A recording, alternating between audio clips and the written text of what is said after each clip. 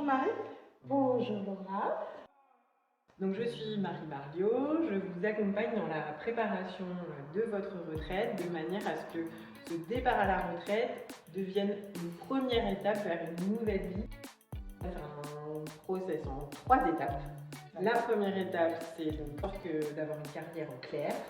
La deuxième étape, c'est avoir une estimation juste du montant de ses pensions. Et la troisième étape, c'est optimiser en fait sa date et son montant de départ à la retraite. Première étape, en fait, on va vérifier ensemble que toutes les cotisations pour lesquelles vous avez cotisé du fait de votre activité professionnelle est bien prise en compte par les caisses, de manière à ce qu'on puisse ensuite avoir une estimation qui soit la plus juste possible, parce qu'on sait qu'il y a des anomalies dans 8-9 relevés sur 10. Ça fait quand même beaucoup. Et donc, ça fait beaucoup.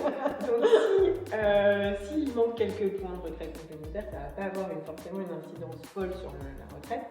Mais s'il vous manque 1, 2, 3, 4, voire plus de trimestres, ça va avoir une incidence sur le montant, mais sur la date de départ. Et donc du coup, ce que le service public vous propose, ils partent vraiment du relevé brut. Il y a des anomalies dans le relevé, mais mécaniquement, le résultat sera faux.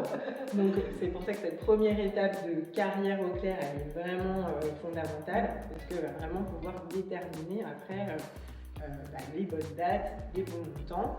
Et donc on étudie différents scénarios de fin de carrière en fonction du projet de vie du client. Et puis après, on voit dans la troisième étape d'optimisation quelles actions en termes de retraite obligatoire on va pouvoir mettre en place pour essayer d'optimiser tant la date que le montant.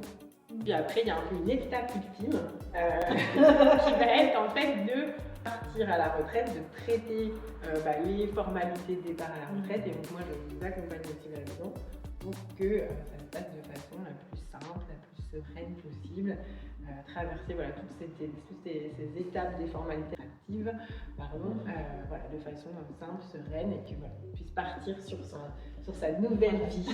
Exactement. Tu es là vraiment pour déjà poser les choses. Exactement. Vérifier que tout est bon. Vérifier que tout est bon. Donc apparemment, c'est pas toujours le cas. Et puis faciliter, justement, accompagner pour partir tranquille. Pouvoir être. C'est-à-dire que sur la carrière, par exemple, donc on sait qu'il y a beaucoup de relevés qui ont des anomalies, je l'ai dit, mais peut-être qu'il n'y en aura pas. Mais au moins, on est sûr. Voilà. On n'a pas toujours cette petite voix dans la tête qui dit mais est-ce que tu n'aurais pas pu partir plus tôt? Est-ce que tu n'aurais pas pu avoir plus? Est-ce que tout était bien là? Là, on sait. Même par téléphone, par mail ou via LinkedIn. D'accord, très bien. Je remettrai toutes les informations en haut de la vidéo pour qu'on puisse te contacter. Pas attendre 62 ans dans le quart pour se préoccuper de sa retraite. La retraite, ça s'anticipe vraiment. Mais même en fait jeune, ça veut dire dès qu'on commence en fait à travailler, penser à bien garder tous ces bulletins de salaire en général on pense, mais aussi bien garder les justificatifs de chômage, les justificatifs de maladie, parce que ça peut apporter des droits à la retraite et en plus c'est souvent des choses qui peuvent manquer. Donc vraiment tout au long de sa vie professionnelle, bien garder tous ces justificatifs. Quand on est TNS, donc travailleur non salarié, garder aussi toutes les déclarations de revenus qu'on fait aux URSSAF, de cotisations, comme on a bien payé ses cotisations, c'est vraiment fondamental parce que oui, on va pouvoir faire un travail sur la carrière, mais moi je ne veux pas faire de miracle non plus.